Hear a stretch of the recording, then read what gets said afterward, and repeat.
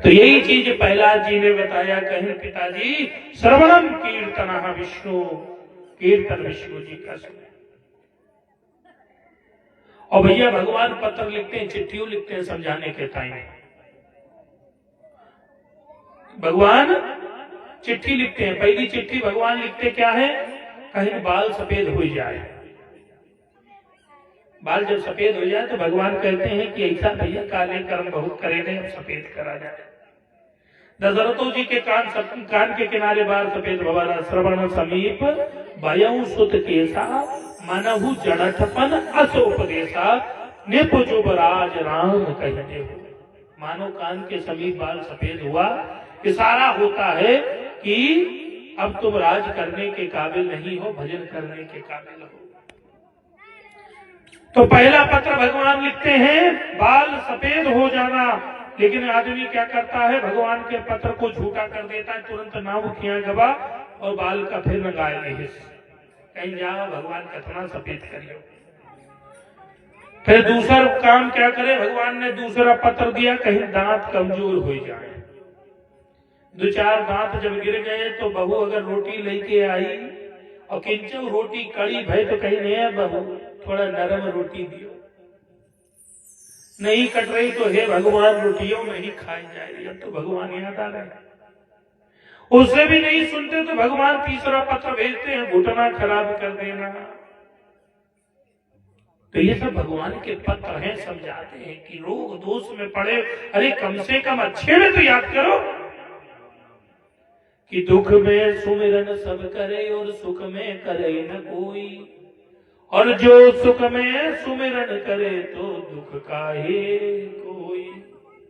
इसीलिए कहा है, नेक कमाई कर ले बंदे, कर्म न कर तू काला। नेक कमाई कर ले बंदे, कर्म न कर तू काला। नेक कमाई कर ले बंदे, कर्म न कर तू काला। बंदे कर्म न कर तू काला, कर्म न कर तू काला। बंदे कर्म न कर तू कमाई कर ले बंदे, कर्म न कर तू काला। नेक कमाई कर ले बंदे, कर्म न कर तू काला। और ये अगर सोचो कि कोई देख नहीं रहा है, यहाँ की अदालत जब मुकदमा सिद्ध हो जाएगा तब सजा देगी, लेकिन वो लाख आंख से देख रहा है, लाख आंख से देख रहा है, तुझे देखने वाला, तुझे देखने वाला, तुझे देखने वाला, तुझे देखने वाला। एक कमाई कर ले बंदे, कर्म न कर तू काला। नेक कमाई कर ले बंदे, कर्म न कर तू काला। तो एक कमाई करिए, कर्म नहीं काले करने हैं। प्रहलाद जी कहते हैं, पिताजी यही समझाया है नारद जी ने कि श्रवणम कीर्तन विष्णु, काने से सुनो। तुरंत शुक्राचार्य जी को बुलाया हिरण्याकश्यप ने, हे गुरु महाराज यहाँ आओ। शुक्राचार्य जी आए, कहीं क्या हुआ, कहीं बालक बिगड़ गवा है, इसे राक्षस कुल की पद्धति समझाओ जो हमारे यहाँ पढ़ाई लिखाई होती है।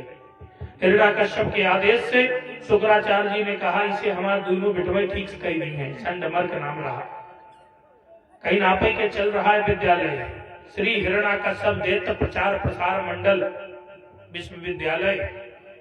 अभी राक्षस कुल के महाविद्यालय में एडमिशन भवा इनके, अभी एडमिशन लेके पहुंचे।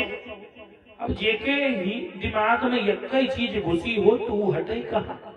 प्रहलाद जी तो जाना थी नारायण से बढ़कर कुछ ना है, और जो राक्षसन के बच्चे वे रहे वो हिरण्याकश्यप के मूर्ति के आगे खड़े हुए कहा, तुम ही हो माता पिता, तुम ही हो बंधु सखा तुम ही। प्रहलाद जी कहीं ये कहा कर रहे हो, अरे ये तो भगवान के सामने करना चाहिए, वैकुंठनाथ के सामने करो।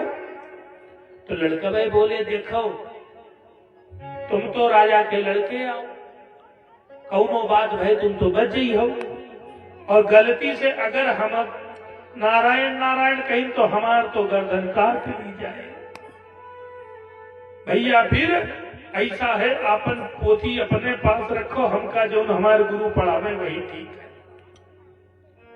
तो प्रहलाद जी कहे अच्छा तो तुम्हारे गुरु जो पढ़ावे वो सही, अगर गलत पढ़ावे गलत। तुम्हारे भगवान चमत्कार कर सकत हैं। राक्षस बालकों ने कहा हाँ काहे नहीं कर सकते। तो प्रहलाद जी ने पेड़ से एक पाती दूरी कहा जाओ ये पत्ती जोड़ के दिखाओ तुम्हारे भगवान में दम हो तो। अब सब लोग कोशिश करें हे हिरण्यकश्यप भगवान जुड़ जाए, हे हिरण्यकश्यप भगवान जुड़ जाए। अब वो पाती जुड़वे न करे। प्रहलाद जी ने कहा लाओ हम दिखाएं।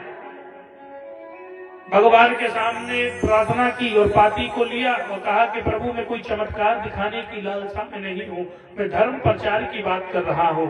अरे आप मेरे सहायक बनो और ये पाती जोड़ दो जिससे ये बच्चे भी धर्म के राह पर चल जाए। और जैसे ही दीन बंधु सरकार ने करुण पुकार सुनी और तुरंत वो पाती पेड़ पर जुड़ जाती है। बोल भक्त वत्सल भगवान की। अब तो भैया आश्रम के सभी बच्चे ओम नमो भगवते वासुदेवाय गाने लगे। अब संडमर का देखिन कहीं दादाई तो आश्रम के माहौल गड़बड़ होगा। बच्चों का खूब डांटे लेकिन अब तो चमत्कार जी देख ली वही नमस्कार करे। संडमर के सोचिस का करा जाए ये बच्चा माने ना। हिरण्यकश्यप के पास गए कहीं तुम्हारा लड़कवा सुधरे वाला ना है ना। हिरण्यकश्यप ने कहा मार डालो, ऐसी संतान की कोई जरूरत नहीं जो पिता के कर्तव्य को पूरा न कर पावे। संडमर्क ने कहा जैसी आज्ञा प्रभु। अब भैया गए। संडमर्क ने मारने के लिए कृत्या नामक एक दैत्यनी को प्रकट किया। भयंकर राक्षसनी रहा और का बड़ी तेज भूख लाग रहा है। वो राक्षसनी का भूख लाग रहा है, प्रहलाद को खाए के लिए दौड़ी। लेकिन भैया भक्त वत्सल भगवान सुदर्शन चक्र लगाए थे रक्षा में थे। कृत्या ने देखा कहीं दादा ही तो मार डालेगा। बस वहां से उल्टे पांव भागी और संडमर्क का ही खून पी गई और दोनों गुरु पुत्र मर गए। अब भैया गुरु पुत्र मर गए तो प्रहलाद जी को बड़ा दुख हुआ कहीं हमारे चक्कर में गुरुओं मर गए। प्रहलाद जी ने भगवान से प्रार्थना करी कहीं इनका दोष नहीं है, ये दोष मेरे पिताजी का है, इनका ठीक कर दियो। भगवान की कृपा हुई, संडमर्क जीवित हुई गए। अब भैया जीवित हुई गए तो वो ओम नमो भगवते जपे लगे। शुक्राचार्य जी आए कहीं दादा ये लड़कवे हमारे खराब हो गए, कहीं कुसंग का सरा जब संगत मिल गए वैसे इनके काम हुआ। अब तो भैया हिरण्यकश्यप के पास गए कहीं राजा साहब तुम्हारा लड़का सुधरे ना। हिरण्यकश्यप ने कहा पहाड़ों से फेंकवा दो। पहाड़ों से फेंकवाया भगवान की गोद में। यहाँ तक कि हिरण्यकश्यप की एक बहन रहा जिसके नाम रहा है होलिका। उसका वरदान मिला रहा कि आग जला नहीं सकती और प्रहलाद जी को वह गोदी में लेके बैठी। वो सोचिस कहीं हम तो जलवे न करवे जल के राख दीजिए। बस भैया फिर कह रहा गोदी में लेके बैठी। होलिका में जैसे ही आग लगाई होलिका धू धू कर जलने लगी और चिल्लानी होलिका। अरे ये वरदान झूठा कैसे हो सकता है। तो आकाशवाणी होती है होलिका ये वरदान तेरी सुरक्षा के लिए है ना कि किसी दूसरे को जलाने के लिए। तुझे कोई नहीं बचा सकता। और सज्जनों ये सत्य है कि दूसरे के घर में अगर आग लगाई जाएगी तो अपना घर भी उसमें स्वाहा हो जाएगा। इसीलिए दूसरे के घर में आग, दूसरे के घर में लड़ाई लगावे से पहले अपना घर देखेगा चाहिए। नहीं कहूं पता पड़े हम इधर चुगली करी उधर चुगली हुए, बस उधर मूल फूटा फूटी हो इधर फूट जाए। और कहते हैं जो जैसा करता है वैसा ही भरता है। वो स्वामी जी मानस में लिखो दीन है। कोई है सो ही जो जस कराई सो तस फल चाहा।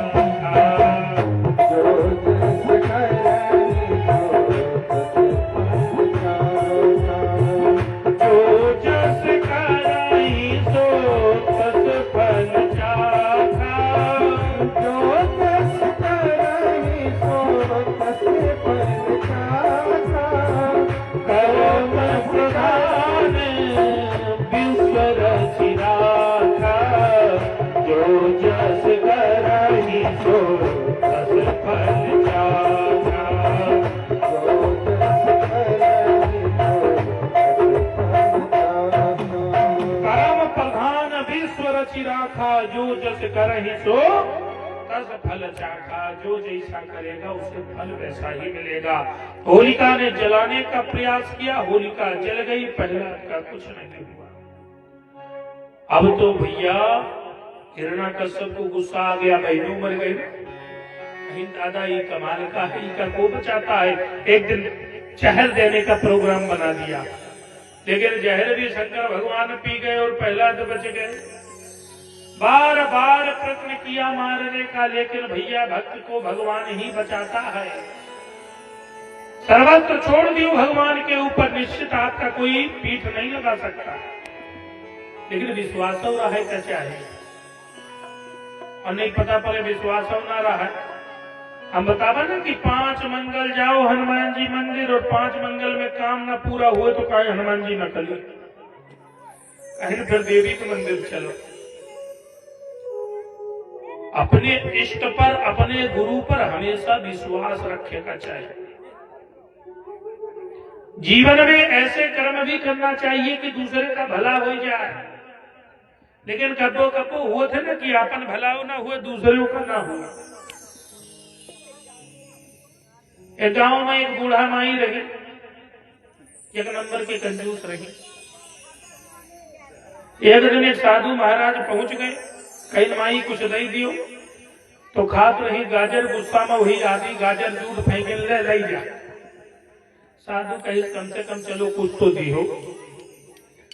जाए लगे, कहीं बूढ़ा देखो जिस दिन जाओगी उस दिन भवसागर के किनारे यही मूरी दिखेगी, यही गाजर दिखेगी, यही गाजर को पकड़ लेना और प्रार्थना करना, हे गाजर हमें भवसागर पार करा देना, और ये गाजर तुम्हें भवसागर पार करा देगी। बोले ठीक है, तुम निकल जाओ पहले यहाँ से। क्या नाम बिटिया? रौनक। ये भैया 101 मुद्राएं भैया रौनक की ओर से, इसी गांव के निवासी हैं समुद्रपुर के। प्रभु अपनी कृपा करते रहे। 101 मुद्राएं भैया रौनक की ओर से। बोल भक्त वत्सल भगवान की। तो वो माता जी बोली कहीं ऐसा है तुम निकल लियो पहले, कहीं जो मिला बहुत मिला। समय बीता और उनके प्राण छूट गए, और प्राण जैसे छूटे तो भवसागर में क्या देखा थे कि वो मूरी, वो गाजर जो उनके राह लटकी रहा।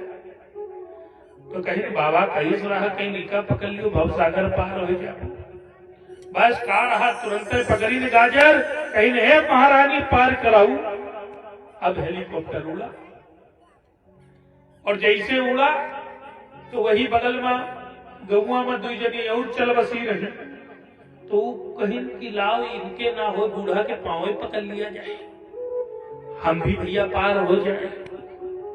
अब माता राम के पांव पकड़ ली, एक पांव पकड़ी, दूसरा जनी दूसरे पांव पकड़ी, और चलत चलत भवसागर के बीच में पहुंची। तो माता राम सोचे कहीं दादा दान हम करा, पुण्य हम करा, और फली 2 जनी हो गए।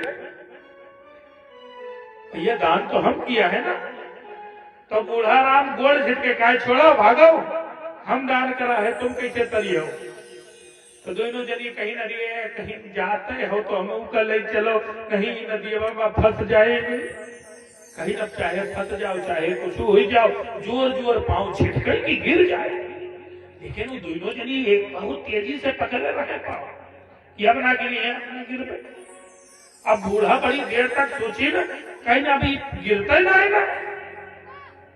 तो बूढ़ा कहा करी मूरी छोड़ दी ना अपन गाजर, कहीं जाओ तू, हम तीनों यही नदी में पड़ी ना भाई। अब गाजर आगे गए, तीनों जनी नदी में गिरी घाड़ा, कहीं ना हम पार हो गए ना तुमका पार करे दे में। तो भैया ऐसा है, बहुत जने है ना कि आपन भला ना हुए तो दूसरे के ना हुए दिए। अरे कम से कम आपन ना हुए दूसरे के तो हुए। तो होलिका भी जली, सब कुछ जल गया, लेकिन हिरण्याकश्यप को समझ में नहीं आ रहा कि जिसे मैं मारना चाहता हूं उसे कोई बचाने वाला है। अब तो हिरण्याकश्यप ने बुलाया अपने लड़के को, कहा है कौन बचाता है तुझे, कहां है वो। खत्म हुआ जीवन का जाम, बतलाय अब धुन का राम कहां। ओ राम नाम के दीवाने बतलायब तेरा राम कहाँ। बोले प्रहलाद राम मेरा व्यापक सारे संसार में है, मुझ में भी है तुम में भी है, यह खबर है तलवार।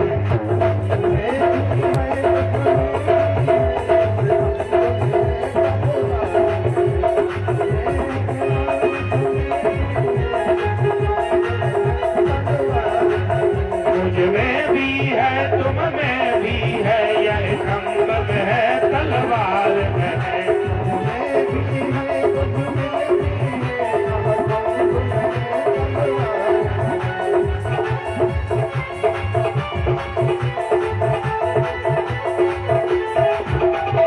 बोले पिताजी आप पूछते हो मेरा राम, अरे मेरे अंदर भी व्याप्त है, तुम्हारे अंदर भी है, और ये खंबा में भी, और ये तो तलवार में है ना, यहू में है, क्योंकि कहा गया है हरि व्यापक सर्वत्र समाना, प्रेम प्रकट होई मैं जाना।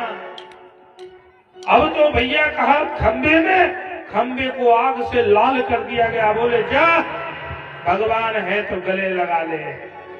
लाल लाल खंबा था, प्रहलाद जी गए और खंबे को जैसे ही गले लगाया मानो बर्फ सा ठंडा हो गया।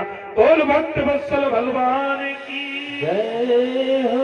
और प्रहलाद जी ने जैसे ही खंबे को गले लगाया, खंबा ठंडा, हिरण्यकश्यप ने प्रहलाद को पकड़ा और धक्का दिया, उठाई तलवार, और जैसे ही खंबे को तोड़ने को हुआ, आकाश से जोर के बिजली चमकी,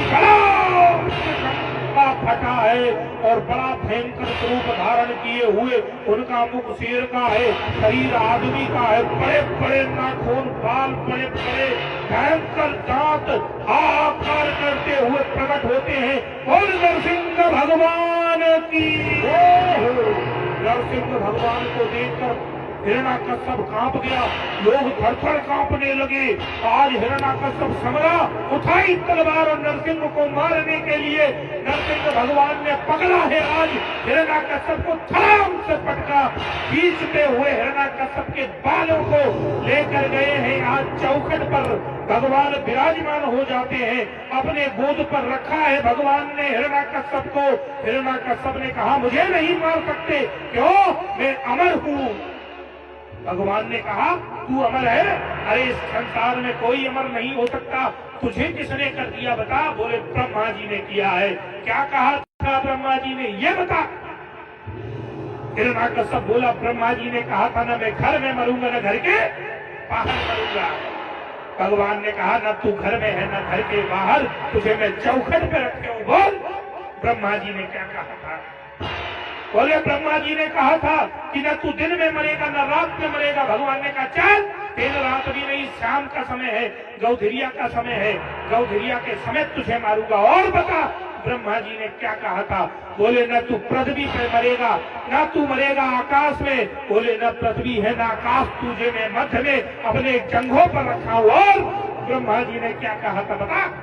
ब्रह्मा जी ने कहा था कि ना मैं अस्त्र से मरूंगा ना शस्त्र से। बोले तुझे अस्त्र शस्त्र की जरूरत नहीं है, मेरे ये नाखून है ना, इससे मारूंगा। बता क्या कहा था ब्रह्मा जी ने। बोले ना तू किसी सिंह से मरेगा ना मनुष्य से। बोले ना मैं सिंह हूँ ना मैं मनुष्य हूँ, मैं नरसिंह हूँ। अब बता ब्रह्मा जी ने क्या कहा था। बोले ब्रह्मा जी ने कहा था कि मैं 12 महीने में, कोई महीने में नहीं मरूंगा। अब बता क्या कहा था ब्रह्मा जी ने।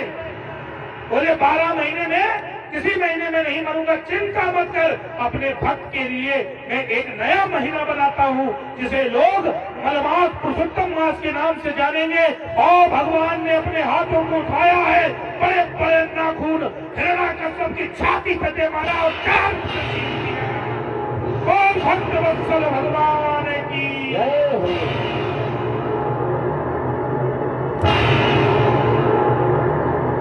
थर थर कांपने लगे लोग, बड़ा भयंकर आते निकाल के भगवान ने पहन ली माला की तरह। लोग देख रहे, हरे राम इतना भयंकर स्वरूप, अब तो भाग गए। कोई भगवान को कैसे शांत करे, भगवान को कैसे शांत करे, कोई समझ नहीं पा रहा था। नारद जी महाराज ने कहा एक व्यक्ति शांत कर सकता है। बोले कौन? देवता। बोले नहीं, देवता भी कांप रहे, हम नहीं जाएंगे, इतना भयंकर स्वरूप देखकर डर लग रहा है। अब तो भैया सब घबरा रहे, कैसे भगवान का गुस्सा शांत हो। अब तो समस्या खड़ी हो गई, भगवान बहुत गुस्से में है।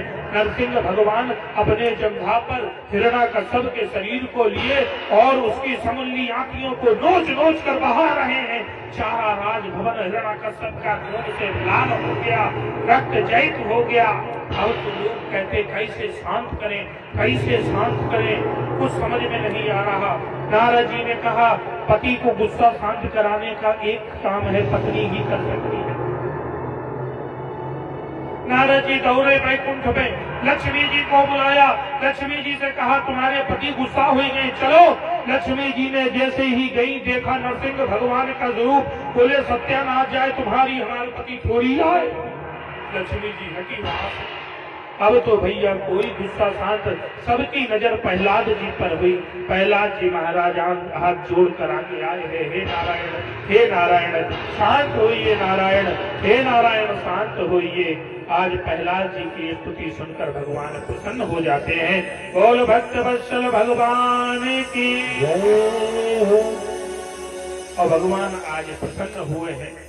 प्रहलाद जी ने कहा कि मैं अब ये नहीं कहूंगा कि मेरे पिता को जिंदा कर दो, क्योंकि जीवन में अपने अपने कर्म का फल ही व्यक्ति पाता है, और मेरे पिता ने भी अपने कर्मों का फल पाया है। हे प्रभु आप बस प्रसन्न होइए।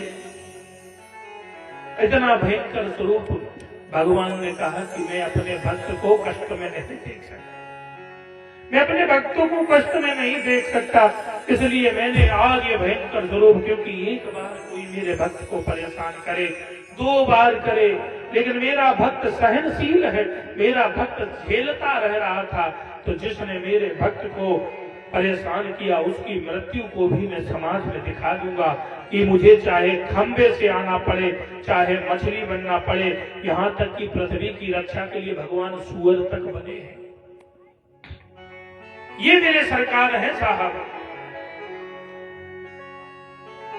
प्रहलाद को राजा बना दिया, और प्रहलाद जी को राजा बनाकर भगवान वहां से विदा हो। लक्ष्मी जी ने हाथ जोड़ा, नारायण एक कसम खाओ। भगवान बोले क्या कसम खाएं बताओ। बोले कब्बो ऐसा रूप दोबारा न रखो। भगवान ने कहा ठीक है, आज के बाद दोबारा ऐसा रूप नहीं होगा। भगवान देखो करुणा के सागर है, लेकिन भैया कोई परेशान करे तो भगवान छोड़ेंगे नहीं। जीव आत्मा को भगवान दंड देता रहता है अगर गलत करता है, लेकिन ये है ना कि कलयुग रूपी माया को समझे नहीं पाते कि हमारे साथ ही गलत हो रहा है।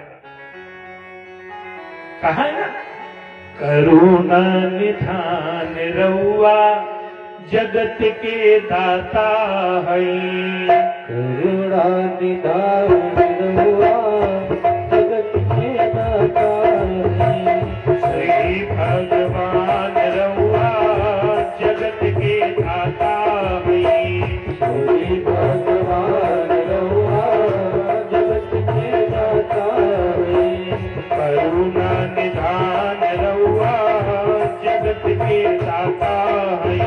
करुणा निधान रउआ जगत के दाता है।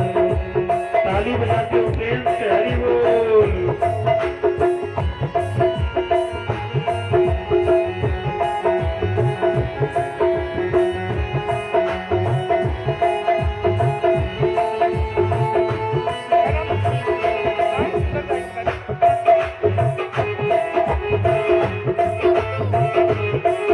और ये 51 मुद्राएं भैया पिट्टू भैया की ओर से भगवान जी के चरणों में प्रभु अपनी कृपा करते रहे।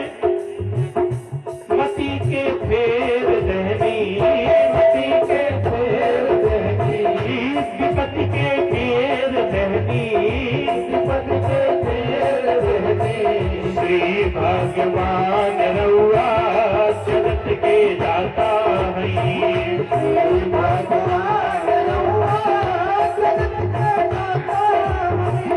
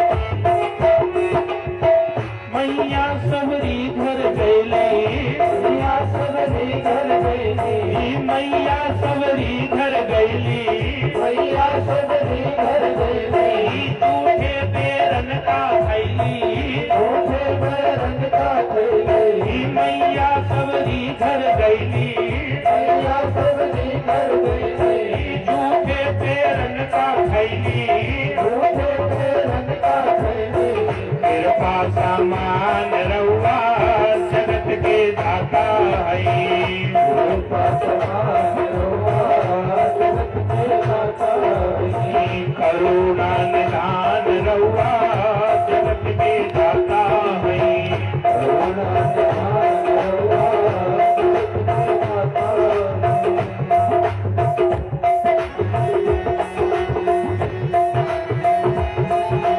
ताली बजाते हो पेट से हरि बोलो करुणा निधान भगवान की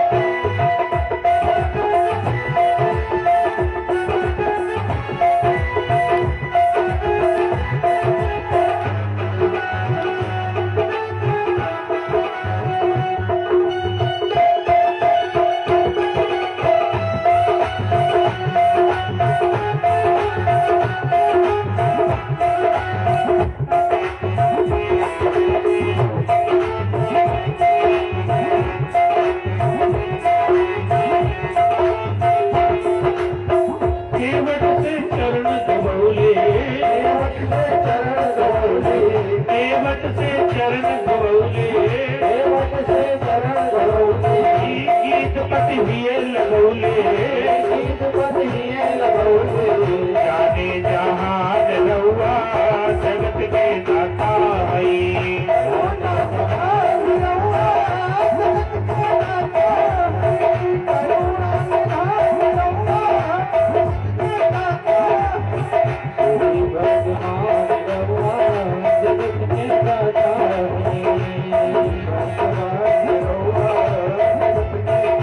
करुणा निधान रउआ जगत के दाता है करुणा निधान